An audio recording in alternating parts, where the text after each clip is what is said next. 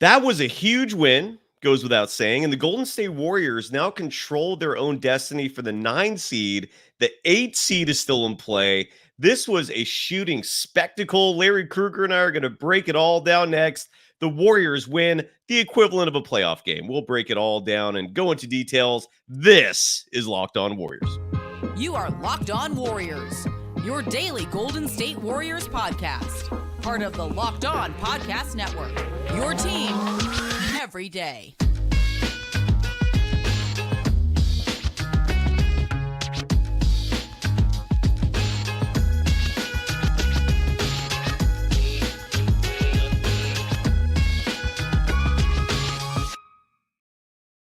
Thank you for making Locked On Warriors your first listen every day. We're free and available wherever you get podcasts and on YouTube. That's where we're exclusively live. We're part of the Locked On Podcast Network, your team every day. Today's episode is brought to you by Prize Picks, the easiest and most exciting way to play daily fantasy sports. Go to prizepicks.com/LockedOnNBA and use the code all lowercase LockedOnNBA for a first deposit match up to $100. You can follow the host of the Krueg Show. Make sure you hit that subscribe button on YouTube, on Twitter at SportsLarryK. You can follow me, Cyrus Saatsaz, on Threads at Dog Wild. Larry, that was a shooting spectacle. The Golden State Warriors came 1-3 short of tying a franchise record, and this is a storied franchise. This isn't like the Miami Heat or the T-Wolves, someone who's been around 30 years, 20 years. They've been around since the beginning as the Philadelphia Warriors. They come 1-3 shy of tying a franchise record for most threes in a game. They hit 26 tonight. The record was 27, spearheaded by Draymond Green, of all players, who said after the game that he knew they were going to play off him. He took advantage of it, hit his first 5 3-pointers of the game, finished 5 of 7. The Golden State Warriors win 134-120. They now own the tiebreaker over the Lakers. The 8 seed is still in play because the Sacramento Kings are reeling. Larry, great to see you, brother. Your immediate reaction, and how the hell are you doing tonight? Doing great. It was a great win for Golden State. One, because they finally showed that they could play well and shoot well in that building. That's the thing. It's like, and then also to see all three of their big three play well in one game. The Warriors are getting close. Warriors are getting close. They're playing their best ball. They're peaking. They're feeling good about themselves. I thought it was kind of cool that Draymond had Klay on his podcast this week, and they kind of talked through some core thoughts, and maybe that was a real positive for them. I'm glad you brought that up. Because I've been talking about that on the show. I'm not muted. Okay, good. And why don't we play that clip real fast? I'm going to pull it up. I didn't have it queued, but what you're referring to is Klay Thompson, who he does interviews, but he's not notorious for being a public individual. He's kind of introverted to a certain extent. But he went on Draymond Green's podcast, and the topic turned to how Klay and the team feels when Draymond Green was ejected. I'm so glad you brought that up because we have to play this on the show. And let's play it. Here was Klay Thompson. And I think it's particularly apropos to play this because there was a moment in tonight's game where Draymond Green, I don't know what the specifics was, but he went and lurked. It was lurking in the Lakers bench area. I don't know if it had anything to do with the officials. I don't know if he had an issue with another member of the Lakers. If someone in the chat wants to elaborate on that, because I couldn't really figure out what the specific issue was, but it wasn't a good look. Anytime Draymond Green is getting attention from refs, anytime people are grabbing him and holding him back, not a good look. And so the possibility of an ejection existed. And here is Klay Thompson talking about the impact of Draymond Green when he gets ejected. Here is that soundbite. Steph are really, when you're not out there, it's like a piece of us is gone. And me and Steph are really nice guys, like probably too nice, and we could never be ourselves and have the freedom we do on the court without you. So when you're not out there, it's kind of like a huge kink in our armor. And I know the other team is very happy you're not out there. I just know that for a fact. They're like, they relax a little bit. They let their hair down. They they feel a little bit more like they pump their chest up a little more because, you know, our muscle's gone, our enforcer, the heartbeat of our team is not out there. And so it does hurt, but at the end of the day, we've been through so many battles, reached the mountaintop, been down the mountain, had to climb back up, got there again. And now we have another real shot at this. And it's been like a couple tough years, but still, we're still fighting. We're still in the mix. So it does hurt. It could be disappointing in the moment, but it will never take away from what's ahead of us and what we've done.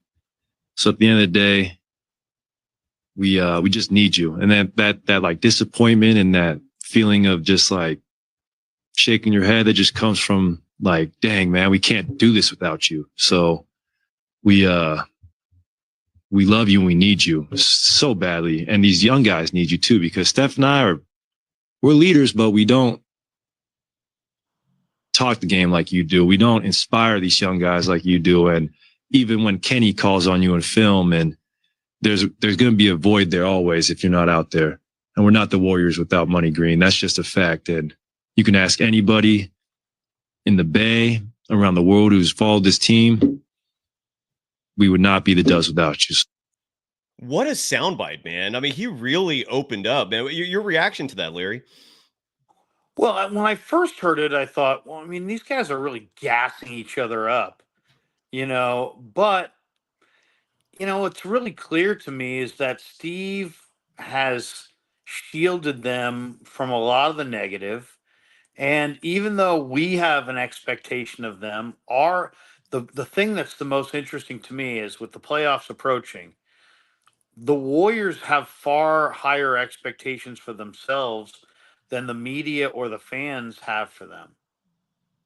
And that's unique. Mm-hmm. Steve really has I think privately has got these guys in a place where they're expecting to rampage through the play-in and give whatever high seed they play all kinds of problems in the first round. Mm-hmm. I don't necessarily see it that way, but they clearly do.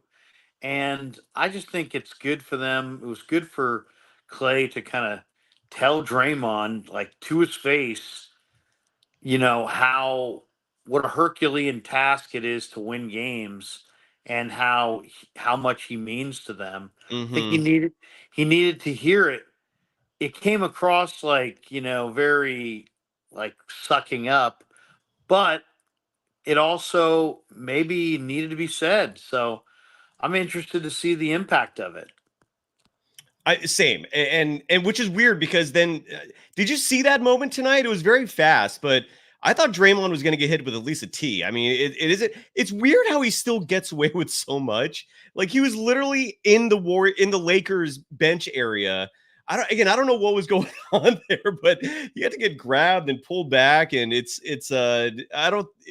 whatever impact Klay's words had there, Draymond will let his passion dictate his play, and that's how he's always been, as long as he's not getting ejected, right? I think that's the bottom line. Dude, what is your 5 for 5 to start the game from 3? That's what like when you saw that, Larry, what were you thinking, man? I mean, it's crazy. I mean, Green has been really good in the first quarter shooting the 3 ball. Yeah. And this time he just kind of leaned into it a little bit. He seems like he's got, he's had a huge wide disparity in success rate at the 3-point line. He was shooting 40% early in his career, and then all of a sudden it just evaporated. A lot of us wondered if he would ever get it back. This year he's clearly worked on it, and he's either maybe it's related to the health of his legs or the freshness of his legs, but he's hitting first quarter threes on a regular basis, and tonight he just kind of took a few more. I loved it. Absolutely. And Dre, he had a hot start this year. Probably the first 3 quarters of the year, his 3-point shooting was remarkable. It definitely defied what we normally expect from Dre. Then he's gone into a bit of a slump, and he's in terms of 3-point shooting, reverting to his mean. To put it in perspective, his 3-point shooting is currently down to 37.7% on the year, which is still good, but it's not great. Very good. But it was above 40%, I think, for most of the year. And then over the last 10 games, if ESPN stats are correct, including tonight, where he shot 71% from deep, over the last 10 games, though, he's only shooting 27.8% from deep. So he's kind of reverting back to what you'd expect. But that shooting spectacle tonight was incredible. He also had that huge block at the end of the game. Him and Gary Payton II, each with like these statement type blocks that just really shifted. They're momentum shifters, but in this case, they seal the deal. Speaking of Gary Payton II, by the way, I don't know if you saw this, Larry. I just saw this clip a second ago from the NBA's social media account. Gary Payton II, his jersey was being worn by Will Ferrell, and I think they did a jersey exchange after the game. Dude, Will Ferrell's incredible. Remember last year he did the Jackie Moon thing? Was that last year or 2 years ago? I already forgot how long ago that was, but yeah, I don't know what Will Ferrell's relationship is with the Warriors. I know, I think Steve Kerr has I don't know if it's Nicholas Kerr or if it's another kid that has some tie to Hollywood, but regardless, Will Ferrell has a relationship with the Warriors. I absolutely love it. I don't know if you saw that. I did. Will Ferrell's just such a genuine guy, and so is GP too. Uh-huh. So that was really cool. I just think that it's fun to watch the Warriors get into that space where okay, let's discuss what would it take for them to have this amazing playoff run. They're going to need every positive attribute of their team to be going at the same time. So they're going to need Steph to be hot. They're going to need Klay to be, when Klay's playing well, like he has been in some of these games. They're going to need Draymond to be hitting threes. They're going to need almost every aspect of what they do to be clicking on all cylinders. If they're clicking on all cylinders, I don't know what their ceiling is, but it's interesting because they are a proud team, a championship team, and I get the feeling that Kerr has kind of convinced them that they're about to go on a run, and it's I can't wait to see if it actually happens. Oof, yeah, there's 3 games left in the regular season. I can't believe we're at this point, man. This is the last week of the regular season. 3 to go. Still have no clue where the Warriors will end up, who they're going to play. We're going to talk about that. We're going to talk about this game so much more. Because someone in the chat brought up an interesting point that we have to discuss. So the Warriors, despite their lights out shooting, they only led by 11 at the half. There were still things about this game that kind of make you pause a little bit. Anthony Davis not playing for the Lakers, that has to be mentioned. But despite all that, huge win. This was a must win. And the Warriors, for the most part, are now in control of their playoff destiny, at least for a home game for the play-in. Maybe they get the 8 seed, and that's huge by itself, because if you get the 8 seed, you have 2 shots to get into the playoffs. If you're 9 or 10, one and done. So that's going to be important in and of itself. But Larry Krueger and I were going to break it all down. There's a lot more to discuss after we pay some respect to our sponsors for tonight. And first up on the agenda for our advertisers is one of my favorite sponsors, and that's Prize Picks, because it's all about daily fantasy made easy, and it's all about sports gambling that's legal in California. While we're still obstructed here in the Golden State from putting money down on teams, we can legally put money down on individuals, and that's what Prize Picks is all about. March is over, but the biggest moments in college basketball tip off. Oh, actually, college basketball is completely done now, so let's not talk about that. I apologize. Get in on the playoff action and win up to 100 times your money on Prize Picks as you and the world's best players take the game to a new level during the postseason. You can now win up to 100 times your money on Prize Picks with as little as 4 correct picks. You could turn $10 into $1,000 with basketball, hockey, and so much more. UFC, soccer, baseball, so much to choose from. The premise is super easy. You're betting on individuals, and you're betting on whether or not they're going to, let's say, score more or less than a certain amount, grab more or less than rebounds.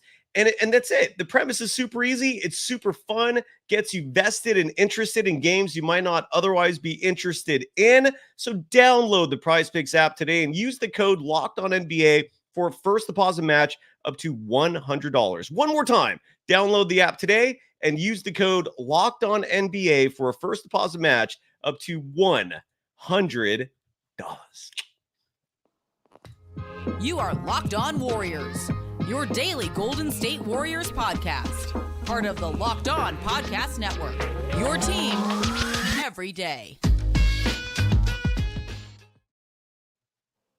Are you watching Fox Sports or ESPN on your TV all day? Do you have to turn down the volume with all that shouting? Make the switch to Locked On Sports today, a free 24/7 sports streaming channel programmed for you every day to bring you the biggest stories without all the screaming. Locked On Sports Today brings you can't-miss analysis, opinions, and news, streaming 24/7 on YouTube or the free Amazon Fire TV channels app, part of the Locked On Podcast Network, your team every day. Make sure you follow Larry Krueger on Twitter at SportsLarryK and subscribe to the Krueg Show on YouTube. 41,000+ subscribers. Bravo, my man. That is absolutely incredible. Well-deserved. Larry, the game at the end of the first half was a little sketchy because the Warriors were just playing unbelievable basketball offensively. They were shooting 68% from deep at the end of the first half. They were shooting nearly 57% from the field as a whole, 71 first half points, but the Lakers were right in it. And this was a Lakers team that had LeBron playing with some sort of illness, so he's not 100%. Anthony Davis was out. The thing that stuck out to me as the reason why the Lakers stayed in this game, and this has been something that I keep seeing, especially late in the season, it's a crutch of Steve Kerr's, in my humble opinion, which is that he loves going to that backcourt of Steph and Chris Paul.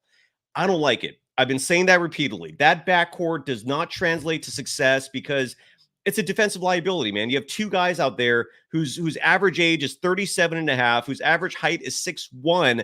No team is scared of that. You saw Dinwiddie draining threes. You saw Austin Reeves draining threes. That backcourt is what kept the Lakers in this game. I don't know why Curlup's going to it. What are your thoughts on that backcourt and anything else you saw that was maybe the reason why the Lakers stayed in this game despite the offensive barrage from the Warriors? Well, I just think Reeves is coming into his own as a guy that the Lakers can really depend on in some big moments. And he had 22 tonight.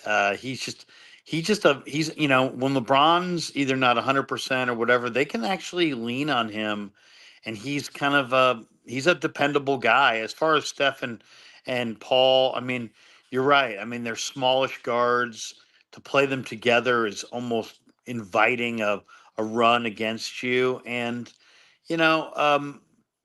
I don't know how that's going to change, because I think that in big games, in big moments, Steve's going to lean on that duo despite their defensive liability. Yeah, absolutely. And there's a few people in the chat who are Kerr lovers telling me to take it easy for a night. But look, this was you're not, if the goal here, you brought up something, Larry, which I agree with, that the ceiling for this team is unlimited.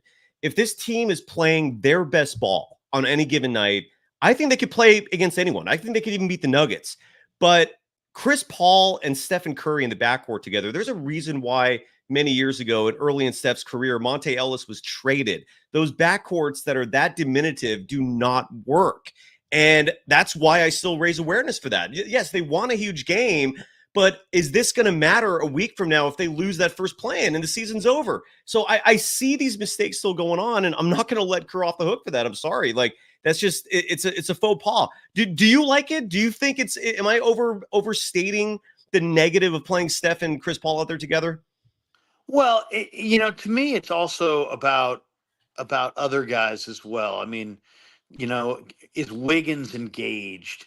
I mean, it seems like he's a real key cog for them. Yeah. If they get a solid engaged performance out of Wiggins, then they can win despite some of these things. I don't love the combination of Paul and Steph together because it seems like Steph has to play more off the ball, and Paul is but at the same time, I mean, I love Paul as a mid-range sniper. I love Paul as a guy who, at the end of runs, Golden State. If you think about Golden State without Paul, at the end of runs, they almost always take like a heat check type shot. But when Paul is out there, he will finish with more of a mid-range, high percentage, shoulders squared look. And I do like that element of, of finishing teams. I think he has an ability to play a higher percentage game, which I think in crunch time is going to help them. So as much as they are a defensive liability, there's a trade-off there. That's And true. Chris will he'll make the right basketball play, and if it cycles back to him, he'll find a way to get a high percentage two. And I think a lot of times a high percentage two coming down the stretch is what Golden State needs. So Absolutely. it's a little bit of a Absolutely. trade-off. I mean, there's no question about that. Absolutely. And you brought up Wiggins. When we come back, let's give him his due. You're spot on, dude. This so much of this team's fortune hinders on Wiggins and which version of him shows up. Tonight, the good version showed up. We're going to give him love. Klay Thompson and Steph, the Splash Brothers, for I don't know how many games now. They've shattered whatever the mark is for two players each hitting 5+ threes in a game, because they did that again tonight. In fact, Steph was a perfect 6 of 6 from deep. Klay Thompson, 5 of 10 from deep. That is staggering, man. So we'll get into that a little more. And we got to talk about this playoff race as the season is winding down. This is the last week, 3 games to go. Sway brings up Brandon Podziemski love. He deserves it too. That 3-point shot, that stroke is suddenly looking damn good, Larry. I don't know if it looks different to you, because you brought this up just the last game. Podziemski had that running 3 to end the first quarter. It looks like something looks different about his shot. I don't know if you're seeing that as well, but when that becomes consistent, Podziemski's going to be a gem of a player, man, because that's the only thing missing, right? I mean, would you concur? What are your thoughts on that real fast? Well, I mean, he's got an all-around floor game. He rebounds the heck out of the basketball. And to me, it's like not just Podziemski, but he's part of this. It's about efficiency from beyond the arc. Mm-hmm. If this team can have efficiency from beyond the arc, they're going to be a tough out. Steph, Klay, Pods, Kuminga, Wiggins. If they can, shoot at a great. To me, it's more about efficiency than anything else. If they can be efficient from 3, the Warriors are going to be tough. They're going to be really a tough out. Absolutely. And just to show you how improved Podziemski's shooting is, in the last 10 games, he's shooting 42.3% from deep, just below his college average, which I think was 43.8. So when that part of his game becomes consistent, I mean, you've got a guard who's in the last 10, while he's shooting lights out, he's also averaging 6.3 rebounds per game during that 10-game span. I absolutely love this kid. And he's gritty. I've said this before. Every time Podziemski's on the floor, I always find myself seeking out the perspective of the opposition and how it feels to play against Podziemski. And I just keep thinking, I wouldn't want to be in that position. I would not like to have him on the other side. He's tough. He's always at the right place at the right time. And with that shot coming through, man, it's a good thing. The future is so bright for the Warriors. We got a lot more to talk about. The playoffs is just around the corner, and I got Larry Krueger with me right now. But first up, let's give some love to our second sponsor for the evening, and that is LinkedIn. It's all about jobs. It's all about the economy, your livelihood, paying your bills. If you got a family, much more so importance on that front. And when you're hiring for a small business, if you're on the other side where you have a business of your own, or you're aspiring to launch some sort of entrepreneurship, whatever it is, you want to find quality professionals that are right for the role you're seeking. That's why you have to check out LinkedIn Jobs. LinkedIn Jobs has the tools to help find the right professionals for your team faster and for free. It isn't just another job board.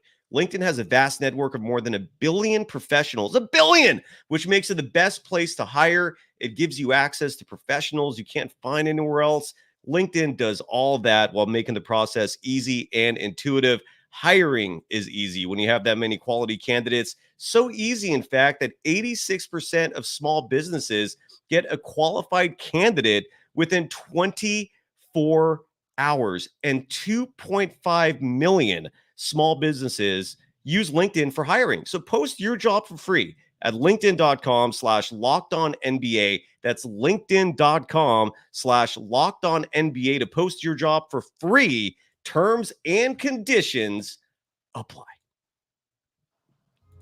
You are Locked On Warriors, your daily Golden State Warriors podcast. Part of the Locked On Podcast Network, your team every day. Thank you for making Locked On Warriors your first listen every day. For the everydayers, we've been at it post-game all season long. We only got 3 more of these to go. The next game is 2 days from now. They're playing the Portland Trail Blazers, and all of these are must-win, and we'll get into that in just a moment. But again, at the absolute latest, join us Thursday night, Warriors Trailblazers post-game. And right now, though, I got Larry Krueger, host of the Krueg Show. You can subscribe to it on YouTube. You can follow Larry on Twitter at SportsLarryK. Sorry, I got like a hair in my eye. Larry, what are your thoughts? I don't know if you've looked at the standings, but right now, after this win, which gives the Warriors the tie-breaking edge over the Lakers if they finish with a tie record. Right now, the Warriors are still a half game behind the Lakers because LA's played one more regular season game. They're tied in the loss column right now, but right above them are the Sacramento Kings. The Kings just have a 1-game lead of the Warriors. Now, unfortunately for Golden State, the Kings also own the tiebreaker. So it's really a 2-game lead that they have over the Warriors. And the Phoenix Suns, they're reeling as well. The Suns are now the 7th seed after getting blown out by the Clippers tonight. But the Kings, real fast, just to reveal who they have left. They got 3 games as well. Their 3 games are against New Orleans at home. They're at home against Phoenix, and then they're at home against Portland. Those are your 3 games remaining. If the Warriors win out and the Kings lose 2 of those 3 games, is that correct? Or does it have to be all 3? Hold on. So the Warriors, that's correct. Yeah. So if the Kings lose 2 of 3 and the Warriors win out, the Warriors will get the 8th seed. Is there a preference from your perspective, Larry? Like, are you looking at this like, I like, if you're a Warriors fan, I really want to play the Kings. Does it matter to you? Is home court the priority? What are you thinking in terms of the final playoff seeding? Well, home court's always valuable, but I would say I would love to get the team that is not what they were earlier in the year. I mean, we saw the Warriors end the Kings season last year. The Warriors have a mental edge on Sacramento. You take away Malik Monk and Kevin Huerter. Now, Huerter wasn't necessarily all that great in the playoffs last year, but Monk was. And, to me, Sacramento without Malik Monk is the team that I'm rooting for. I would love to match up with Sacramento because Monk was that dynamic scorer that really, gave them a puncher's chance. You take Monk out of their mix, they don't have a puncher's chance. Agreed. So I like the idea of Warriors Kings. You get a lot of Kings fans on your show. And again, people can subscribe to your program, The Krueg Show, on YouTube. We get 41,000 plus subscribers and counting. Every time I talk to you, it's like a new number. You just add thousands of subscribers to the number every time we speak. But you get a lot of Kings fans creeping into your chat. They're part of your audience. I went to Sac State, so that's a big part of it. My brother's a judge up in Sacramento, so you're right. I love to kind of rile them up a little bit. And let's be honest, the Sacramento football fan is a Niner fan, right?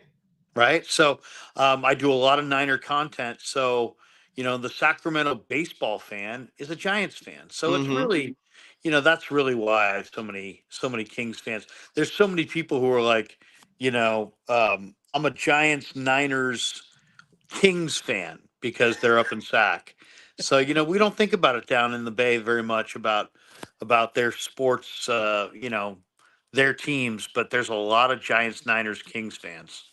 The reason why I bring that up is, What is your feeling from the Kings fan base? Are they nervous as all hell right now? Are they depressed? Are they still feeling good? Like what's the temperature check there? Yeah, that's interesting. I think they're nervous. I think they're nervous. I think they realize that, you know, they've had a good year in some respects, but that it's seemingly that they really can't do it without some of the key cogs that they've lost.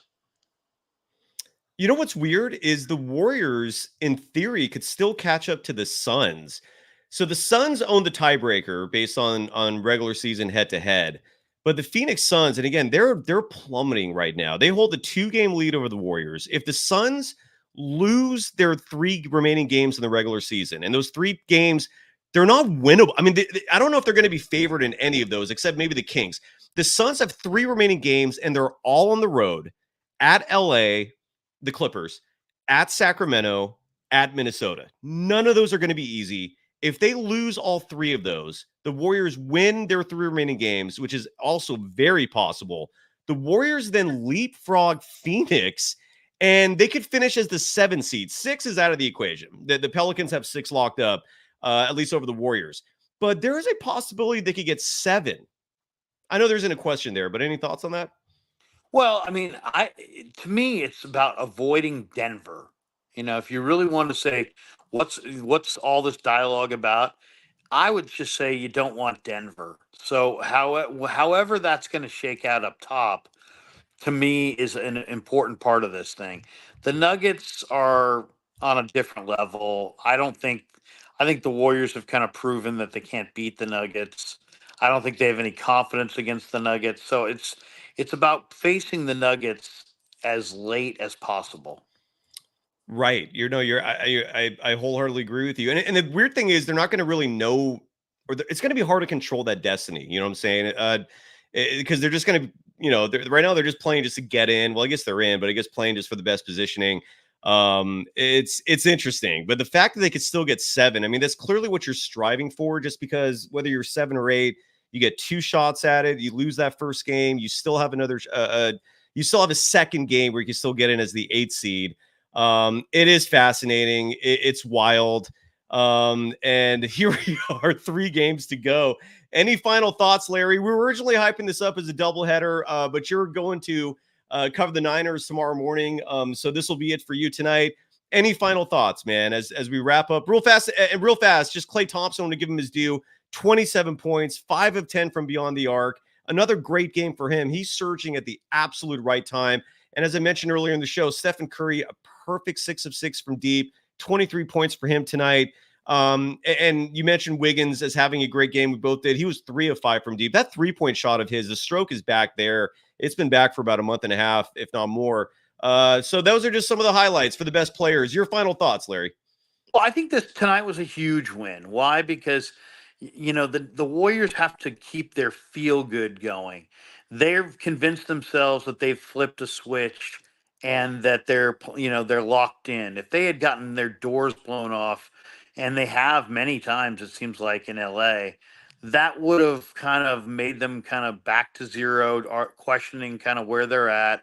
The fact that they got a nice win, they shot the heck out of the ball, and that all their key components are starting to kind of click together. I think if you're Kerr, if you're a Warrior fan, if you're on this team, if you're a fan of this team, you got to feel good about what you saw tonight, and just feel like, you know what, this thing is coming together. I think, especially after this one, because this game, there's a lot of, they've had some struggles in LA, and to see them, Steph, Klay, Draymond, Wiggins, Pods, all kind of play well, and they're starting to kind of, they just feel like a team that's building momentum, especially after tonight. And isn't that the most important thing, is how you're playing going into the playoffs? Steph's emphasized that. I agree. And like you said, man, that's what it's all about. They're surging at the right time. So Larry, love you, man. People could follow you on Twitter at SportsLarryK. They can subscribe to the Krueg Show, where you're regularly pumping out tremendous content.